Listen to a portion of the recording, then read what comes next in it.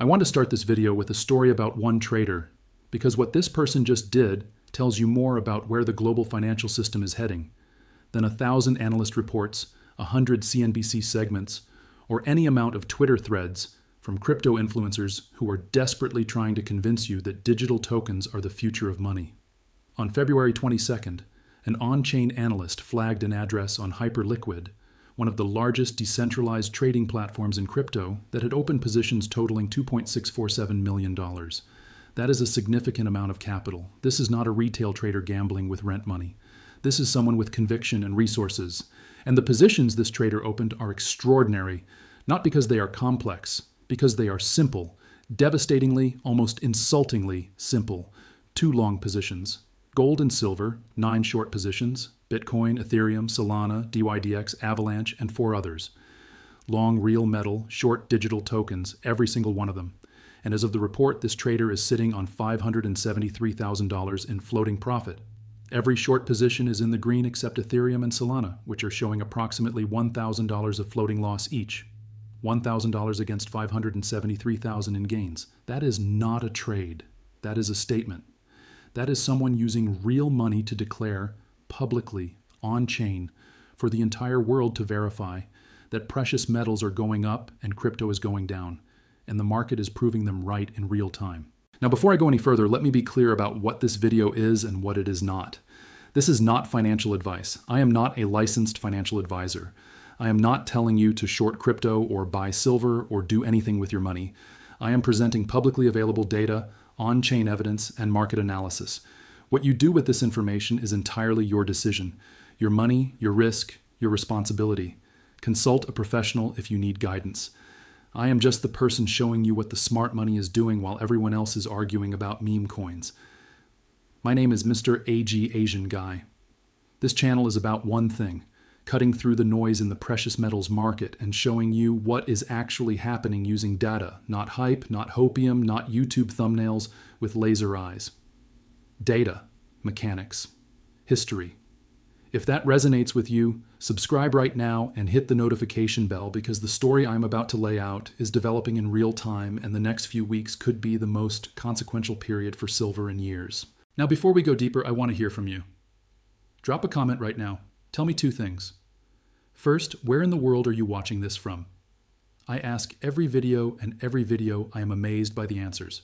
India, the Philippines, Canada, Nigeria, Germany, Japan, Australia, the United States, people from every continent watching this channel, and that tells me this is not a local story.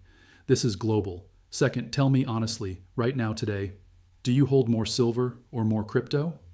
No judgment. I just want to understand where this community is positioned, because your answer will determine whether the next few months are very good or very painful for you. Now let me explain why that $573,000 trade matters far beyond the profit and loss numbers.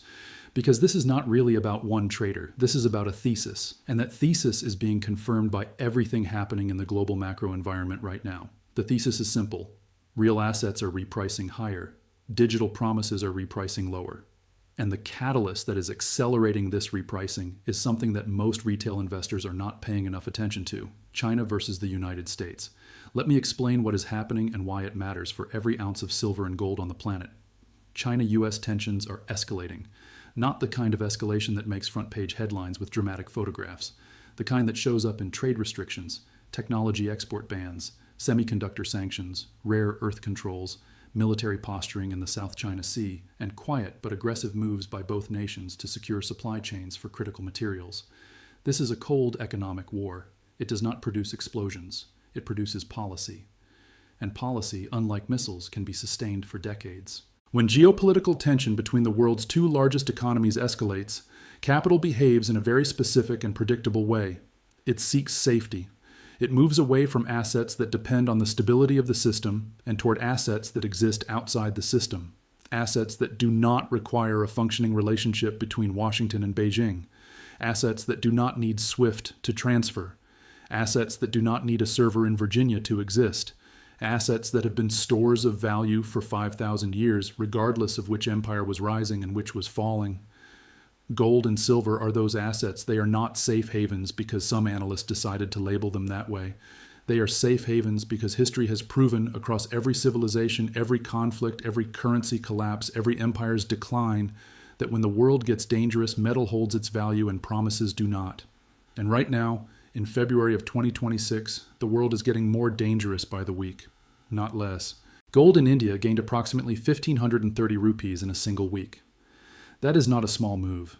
That is capital flowing into gold with urgency, not casually, not as a portfolio rebalance, but as a hedge against something that investors feel is coming. Indian investors are adding exposure through gold ETFs, sovereign gold bonds, and physical purchases. Central banks globally have been consistent buyers of gold for over 2 years now. This is not speculation. This is sovereign policy. When the People's Bank of China buys gold, when the Reserve Bank of India buys gold, when the Central Bank of Poland buys gold, they are not making a trade. They are making a statement about the future of the monetary system. They are saying, quietly but unmistakably, that they do not fully trust the system they are currently operating in. And if central banks do not trust it, why should you? Now here's where silver enters the picture. And this is the part of the story that almost everyone is getting wrong because they are looking at the wrong metric. Silver is lagging gold.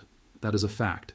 Silver is still approximately 1,67,000 rupees below its all-time high per kilogram. Gold is making new highs. Silver is not.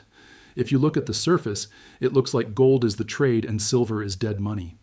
And that is exactly the conclusion that the surface wants you to reach, because the surface is wrong. Let me explain why silver lagging gold is not a bearish signal. It is the most bullish signal in the entire precious metals market right now. When gold rises and silver lags, the gold to silver ratio expands. That ratio measures how many ounces of silver it takes to buy 1 ounce of gold. Historically, the average is somewhere around 60 to 65 to 1.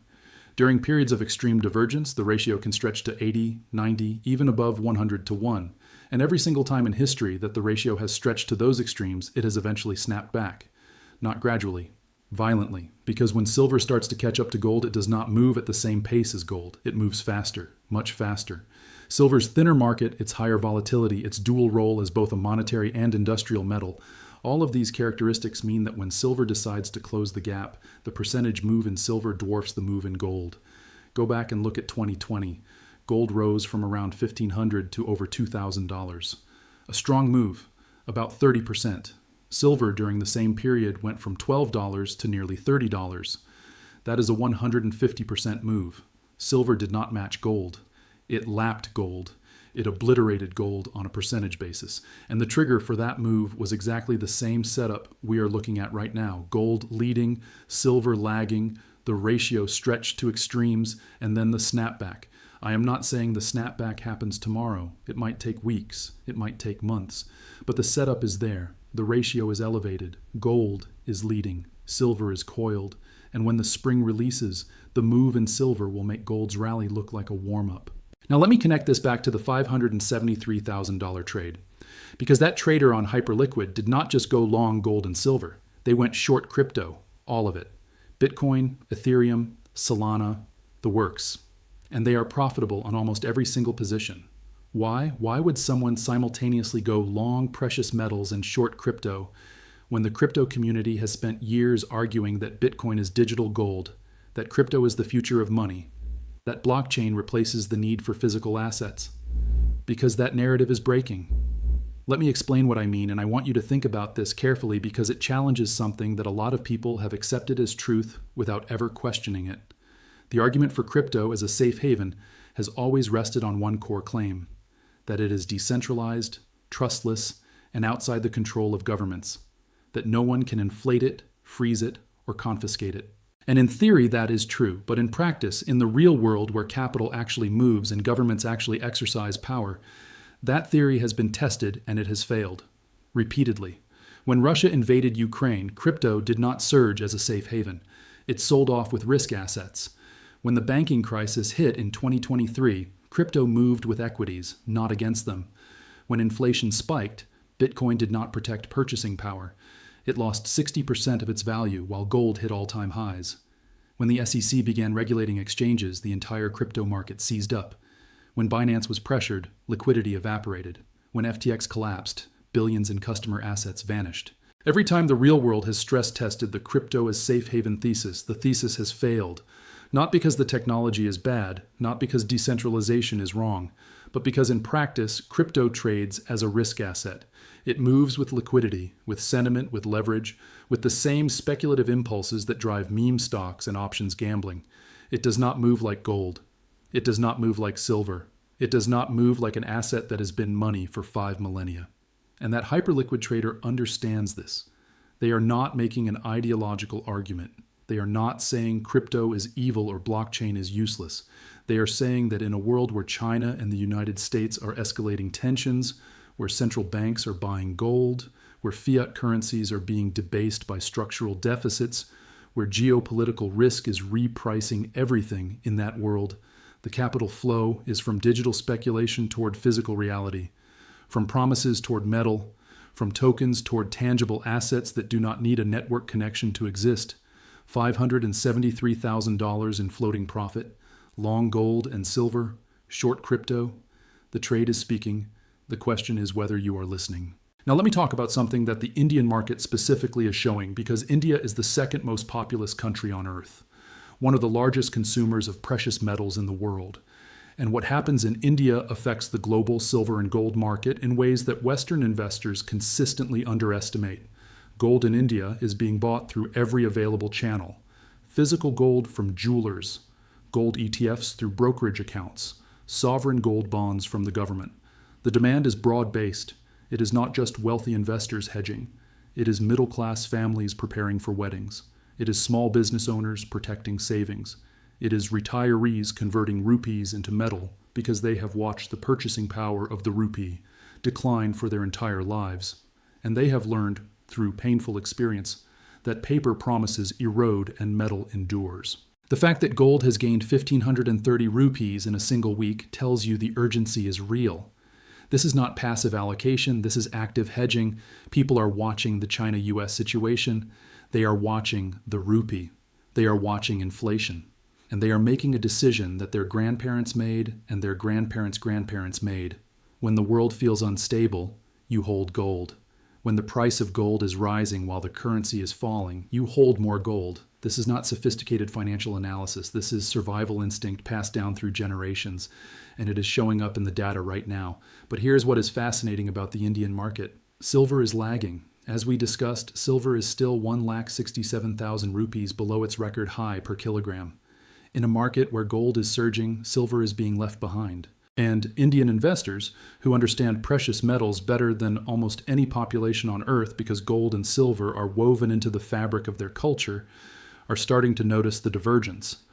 I am getting messages and comments from viewers in India asking the same question. If gold is at all-time highs, why is silver so far behind? Is something wrong with silver? Should I switch entirely to gold? And my answer is always the same. Nothing is wrong with silver. Silver is coiled. Silver is being accumulated by industrial users who need it and by smart money that understands the ratio. The lag is not a sign of weakness. It is a sign that the explosive move has not happened yet. And when it happens, the percentage gains in silver will dwarf what gold has done. Let me ask you something, and I want you to really think about your answer before you type it in the comments. If you had to choose one asset to hold for the next 5 years, not trade, hold, would you choose gold, silver, Bitcoin, or your local fiat currency? Drop your answer below. I am genuinely curious because your answer reveals how you think about value, about trust, about what money actually is. Now let me bring this all together, because these are not separate stories. The China-US tensions, the gold surge, the silver lag, the crypto weakness, the $573,000 trade, the Indian accumulation, these are all chapters in the same book. And the book is called The End of the Paper Era. For decades, the global financial system operated on a simple premise. Paper is as good as metal. Promises are as good as possession. The screen price is the real price. The number in your brokerage account is the same as the bar in your hand. And for a while, in a world where geopolitical tension was manageable, where central banks coordinated, where the US dollar was unchallenged, where trust in institutions was higher than it is today, that premise held. It is not holding anymore. When China and the United States are in an escalating economic confrontation, the premise that paper promises will be honored across borders starts to crack. When central banks buy gold at a pace not seen in decades, they are telling you they no longer fully trust paper. When an anonymous trader goes long gold and silver and short every major crypto token and makes $573,000 doing it, the market is telling you that digital promises are not the same as physical reality. When Indian families are converting rupees to gold at an accelerating pace, a population of 1.4 billion people is telling you they trust metal more than currency.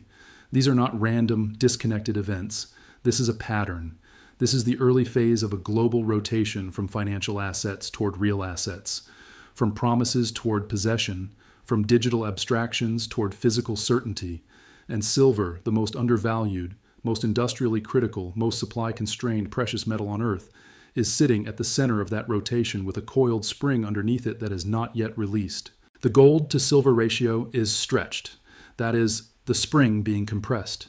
Every day that gold rises and silver lags, the spring gets tighter. Every ounce of silver consumed by solar panels, by electric vehicles, by AI data centers, by medical devices, by defense systems, is an ounce that will never re-enter the market. Every year of structural supply deficit draws down the above-ground stockpile that has been the only thing preventing a delivery crisis. And every central bank purchase of gold, every Indian family buying metal, every hedge fund going long precious metals and short crypto, adds momentum to the rotation that will eventually reach silver with full force. I do not know when the spring releases. Nobody does. It could be next week. It could be next month. It could be next quarter. But I know the spring is compressed. I know the ratio is stretched. I know the supply deficit is real. I know the industrial demand is inelastic. And I know that every historical precedent says the snapback, when it comes, will be violent, fast, and life-changing for anyone who is positioned correctly. The $573,000 trader is positioned correctly. The central banks buying gold are positioned correctly. The Indian families converting rupees to metal are positioned correctly. The question is whether you are positioned correctly. And if you are not, the question is why. What are you waiting for? A lower price? A better entry? A more comfortable moment? Markets in structural transition do not give you comfortable moments. They give you uncomfortable decisions followed by explosive moves that reward conviction and punish hesitation. Let me give you the specific things to watch this week because I want you to have a framework, not just a thesis. Watch the US dollar. The dollar has been softening, which supports precious metals because gold and silver are priced in dollars. A weaker dollar means it takes more dollars to buy the same ounce. If the dollar continues to soften on deficit concerns or China-US trade disruption, precious metals have a tailwind. If the dollar bounces on a flight to safety during an acute crisis or on stronger than expected economic data, precious metals could face a short-term headwind even if the long-term thesis is intact. Watch the gold to silver ratio. If the ratio starts contracting, meaning silver is outperforming gold, that is the first sign of the snapback. It means capital is rotating from gold into silver, which is the pattern that precedes every major silver rally in modern history. If the ratio is contracting while both gold and silver are rising, that is the most bullish configuration possible. It means the tide is lifting all precious metals, but silver is catching the wave with more force. Watch India. Indian buying patterns are a leading indicator for physical precious metals demand. Wedding season, festival season, and periods of currency weakness all drive Indian gold and silver purchases. If Indian silver demand starts accelerating while gold demand remains strong, it confirms the rotation thesis. India is where the gold to silver ratio snapback often begins because Indian buyers are the most price-sensitive and historically informed precious metals consumers on Earth. When they see silver lagging gold by this much, they buy silver, and their buying is physical. It removes metal from the global supply chain permanently. Watch the China-US headlines, not for trading signals, for trend confirmation. Every new tariff, every new technology restriction, every new military exercise in the Taiwan Strait, every new sanction, every new retaliatory measure adds another layer of geopolitical risk premium to precious metals. This premium is cumulative, it builds, and it does not easily dissipate because the structural competition between China and the United States is not a phase. It is the defining geopolitical dynamic of the next 20 years. It is not going away. It is going to intensify. And as it intensifies, the risk premium embedded in gold and silver will grow. Watch crypto. If Bitcoin and the major altcoins continue to weaken while gold and silver strengthen, the rotation thesis is being confirmed in real time. The $573,000 trade is not an anomaly. It is a signal. It is smart money voting with real capital on where the flows are going. And if that trade grows, if more addresses show the same pattern, long precious metals and short crypto, you are watching institutional capital rotate in real time. That is not a trend you fight. That is a trend you join.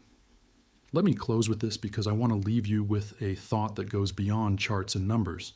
Every generation faces a moment where the old system shows its cracks, and the question becomes whether you trust the people running the system to fix it or whether you take responsibility for protecting yourself.